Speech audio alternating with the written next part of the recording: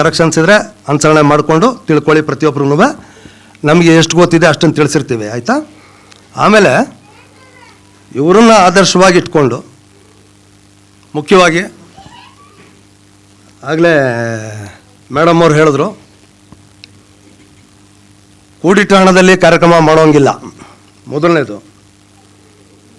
ಎರಡನೇದು, ಯಾರಿಂದಲೂ ದೇಣಿಗೆ ಪಡೆಯೋಂಗಿಲ್ಲ. ಸಾಲ ಮಾಡಿ ತಂದ ಹಣದಲ್ಲಿ ಕಾರ್ಯಕ್ರಮ ಮಾಡೋಂಗಿಲ್ಲ. ಮತ್ತು ಎಲ್ಲಿಂದ ತರಬೇಕು ಅಂತ ಇವರು ನಮ್ಮನ್ನು ಪ್ರಶ್ನೆ ಮಾಡಿ ಕೇಳಿದಾಗ ಆವಾಗ ಅವ್ರಿಗೆ ತಿಳಿಸಿದ್ವಿ, ನಮ್ಮದೇ ಸ್ವಂತ ಜಾಗದಲ್ಲಿ ಒಂದು ಹೋಟೆಲ್ ನಡೆಸಿ, ಹೋಟೆಲ್ನಲ್ಲಿ ಬಂದಂಥ ಹಣ ಸಂಪೂರ್ಣವಾಗಿ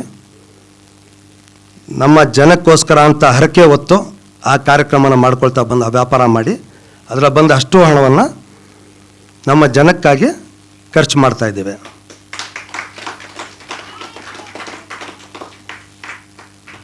ಯಾಕೆ ಈ ರೀತಿ ಅಂತಂದರೆ, ಕೂಡಿಟ್ಟ ಹಣದಲ್ಲಿ ಮಾಡಿದರೆ ಫಲ ಸಿಗೋದಿಲ್ಲ. ಯಾರಿಂದ ದೇಣಿಗೆ ಪಡೆದ್ರೆ ನಮ್ಮ ಅಭಿಪ್ರಾಯಗಳಿಗೆ ಇತರರು ಸ್ಪಂದಿಸಬೇಕು ಅನ್ನೋವಂಥ ವಿಚಾರ ಬರ್ತದೆ. ಸ್ಪಂದಿಸೋದು ಬಿಡೋದು ಪ್ರತಿಯೊಬ್ಬರಿಗೂ ಅವ್ರವ್ರಿಗೆ ಸೇರಿದ್ದು.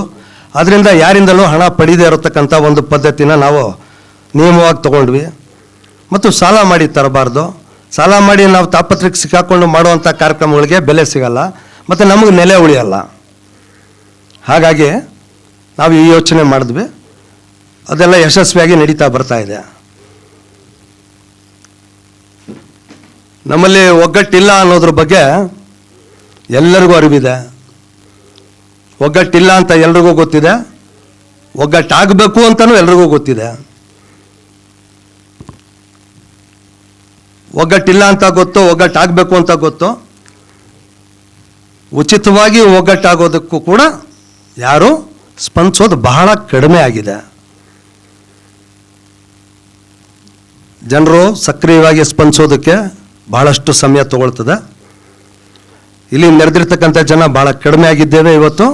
ಕಾರಣ ಶ್ರಾವಣ ಆಗಿರುತ್ತೆ ಮತ್ತು ಇದೇ ನುಲಿಯ ಚಂದಯ್ಯ ಸ್ವಾಮಿಗಳ ಕಾರ್ಯಕ್ರಮ ಎಲ್ಲ ಕಡೆ ಹಲವಾರು ಕಡೆ ನಡೀತಾ ಇರೋ ಕಾರಣದಿಂದ ಜನ ಕಡಿಮೆ ಆಗಿದ್ದಾರೆ ವಿನಃ ಯಾರು ಇಲ್ಲಿ ಸೇರಬಾರ್ದು ಅನ್ನೋ ಉದ್ದೇಶದಿಂದ ಯಾರೂ ಕಡಿಮೆ ಆಗಿರೋದಿಲ್ಲ.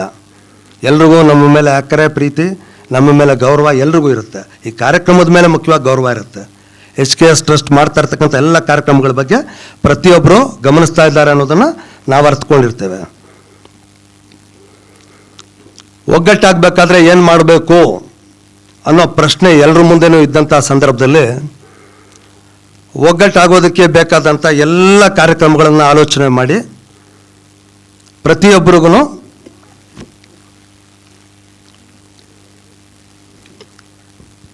₹1 ಒಗ್ಗೂಡಿಸುವಂಥ ಕಾರ್ಯಕ್ರಮ ಮಾಡಬೇಕು ಅಂತ ಯೋಚನೆ ಮಾಡಿದ್ವಿ. ₹1 ಒಂದು ದೇವಸ್ಥಾನಕ್ಕೆ ಹೋಗ್ತೀವಿ, ಹಣ್ಣು ಕಾಯಿ ಪೂಜೆಗೆ ತೊಗೊಳ್ತೀವಿ, ಒಂದು ₹200 ಆಗ್ಬೋದು. ಕುಟುಂಬ ಸಮೇತ ಹೋಗಿರೋದ್ರಿಂದ ಗಂಡ ಹೆಂಡತಿ 1-2 ಮಕ್ಕಳು ದೇವಸ್ಥಾನಕ್ಕೆ ಹೋಗಿರೋದ್ರಿಂದ ಚಪ್ಪಲಿ ಬಿಡೋದಕ್ಕೆ ಒಂದು ₹50 ಆಗಿರ್ಬೋದು.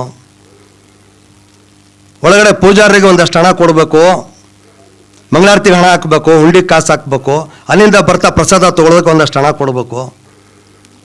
ದೇವಸ್ಥಾನದಲ್ಲಿ ಒಂದು 5 ನಿಮಿಷ ವಿಶ್ರಮಿಸಿ ಅಲ್ಲಿಂದ ಹೊರಟ್ರೆ ಹೊರಗಡೆ ಒಂದಷ್ಟು ತಿಂಡಿ ತಿನ್ಕೊಂಡು ಮತ್ತೆ ಮನೆಗೆ ವಾಪಸ್ ಹೋಗೋ ಹೊತ್ತಿಗೆ ಸಾಧಾರಣ ₹1,000 ಖರ್ಚಾದರೂ ಮಾಡಿರ್ತೀವಿ. ಒಂದು ದೇವಸ್ಥಾನಕ್ಕೆ ಹೋಗೋದಕ್ಕೆ ₹1,000 ಖರ್ಚಾಗಿರುತ್ತೆ. ಎಷ್ಟು ಪಾಪ ಕಳೀತು, ಎಷ್ಟು ಪುಣ್ಯ ಸಿಕ್ತು ಅಂತ ಯಾರಿಗಾದರೂ ಗೊತ್ತಿರುತ್ತಾ?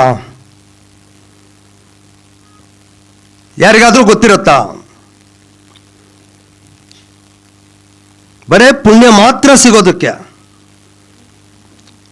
ಜಾತಿ ಅಭಿವೃದ್ಧಿ ಆಗೋದಕ್ಕೆ, ಎಲ್ಲರೂ ಒಗ್ಗಟ್ಟಾಗೋದಕ್ಕೆ ನಾವು ಸೂಚಿಸಿರ್ತಕ್ಕಂಥ ಮಾರ್ಗ ಕೇವಲ ₹1, ಒಂದೇ ₹1.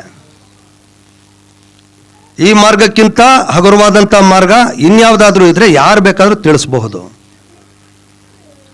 ಬಡವ ಶ್ರೀಮಂತ ಅನ್ನೋ ಅಂಥ ತಾರತಮ್ಯ ಮೊದಲು ನಮ್ಮಿಂದ ತೊಲಗಬೇಕು.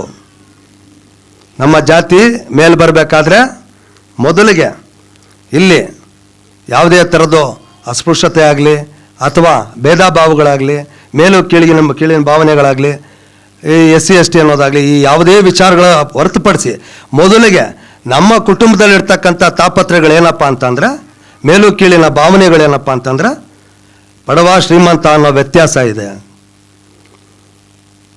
ಆ ವ್ಯತ್ಯಾಸ ನೀಗಬೇಕು. ಎಲ್ಲ ಬಡವರು ಶ್ರೀಮಂತರು ನಾವೆಲ್ಲರೂ ಸೇರಿ ಒಟ್ಟುಗೂಡಿದ್ರೆ ಮಾತ್ರ ಜಾತಿನ ಮುನ್ನಡೆಸೋಕೆ ಸಾಧ್ಯ ಆಗುತ್ತೆ, ಸಮುದಾಯ ಮುಂದೆ ನಡೆಯುತ್ತೆ. ಎಲ್ಲರೂ ಬದುಕ್ತೀವಿ, ಎಲ್ಲರೂ ಬಾಳ್ತೀವಿ, ಎಲ್ಲರೂ ಚೆನ್ನಾಗಿರ್ತೀವಿ, ಸಮಬಾಳು ಸಮನಾಗಿ ಬದುಕ್ತೀವಿ. ಈ ಸಾಧ್ಯತೆಗಳು ಖಂಡಿತ ಇರ್ತವೆ. ಒಟ್ಟಿಗೆ ಸಾಗಬೇಕಾದ್ರೆ ಏನು ಮಾಡಬೇಕು?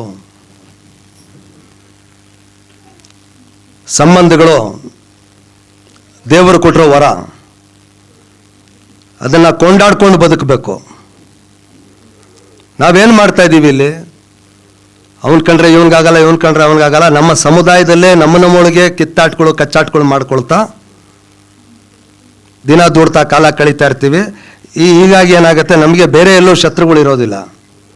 ನಮ್ಮ ಜೊತೆಲೇ ಒಡ ಹುಡ್ದವ್ರೆ, ಇನ್ಯಾರೋ ಒಂದು ನೆಂಟರು ಇಷ್ಟು ಬಂಧು ಬಳಗದಲ್ಲೇ ಎಲ್ಲರಲ್ಲೂ ಎಲ್ಲ ಕುಟುಂಬಗಳಲ್ಲೂ ಇದೇ ಸಾಧ್ಯ, ಇದೇ ನಡೀತಾ ಇರ್ತದೆ. ದಯಮಾಡಿ ಎಲ್ಲರೂ ಸಂಬಂಧಗಳನ್ನ ಜೋಪಾನ ಮಾಡ್ಕೊಳ್ಳಿ ಅಂತ ಹೇಳ್ತಾ ಈ ವಿಚಾರ ತಿಳಿಸ್ತಾ ಇದ್ದೀವಿ.